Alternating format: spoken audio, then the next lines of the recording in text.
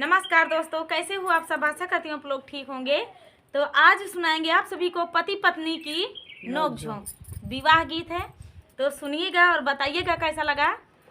ये मेरी पत्नी है, मैं इनका पति हूँ अभी के लिए। तो सुनिएगा और बताइएगा कैसा लगा। फुल बात करके सुनना, बहुत ही आनंद आएगा। प्यारा गीत है, तो चलिए। बहुत मज़ा आएगा दोस्तों, पूरा वीडियो देखिएगा जब भी आप लोग को मज़ा आएगा। तो चलिए सुनाते हैं। तोड़ीला करैला पाती लिखले बिरोग जी, पूरी कामाई पिया हमारी के दिया जी, पूरी कामाई पिया हमारा के दिया जी। तोड़ला करैला पाती लिखला बिरोग जी, पूरी कामाई पिया हमारी का दिया जी, पूरी कामाई पिया हमारी का दिया जी। पूरी कामाई धाना तोरा के देबै जी, अपने नैहरवा धाना का बाबूजी ली जायू जी, अपने नैहरवा धाना का बाबूजी ली जायू जी। पूरी कामाई धाना तोहरा के देबै जी, अपने नैहरवा धाना का बाबूजी ली जायू जी, अपने नैहरवा धाना का बाबूजी नी जायू जी। अपने नैहरवा पिया का बाहू ना जाबै जी, अपने बाहिनिया पिया का भौजी नी आन्या जी, अपनी बाहिनिया पिया का भौजी नी आन्या जी।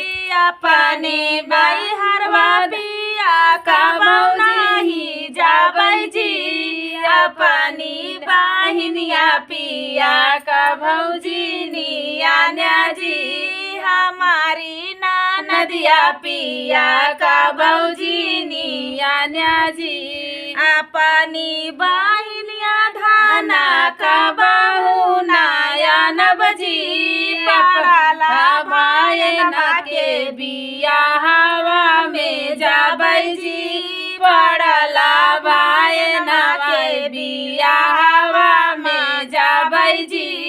अपनी बाहिनिया धाना का बहू ही आनब जी, पड़ला भायना के बिया हवा में जाबै जी, पड़ला भायना के बिया हवा में जाबै जी। अपने नैहरवा पिया का बहू ना जाबै जी, अपने भाली जाके मुड़निया में जाबै जी, अपने भतीजा के मुड़निया में जाबै जी। अपने नैहरवा पिया का बहू ना जाबै जी, अपने भतीजा के मुड़निया में जाबै जी, अपने भतीजा के मुड़निया में जाबै जी। तोड़ला करैला पाती लिखला बिरोगा जी, पूरी कामाई दिया हमारी का दिया जी, पूरी कामाई पिया हमारी का दिया जी। पूरी कामाई धाना तोहरा के देबै जी, अपने नैहरवा धाना का भौजी नी जायू जी, अपने नैहरवा धाना का भौजी नी जायू जी।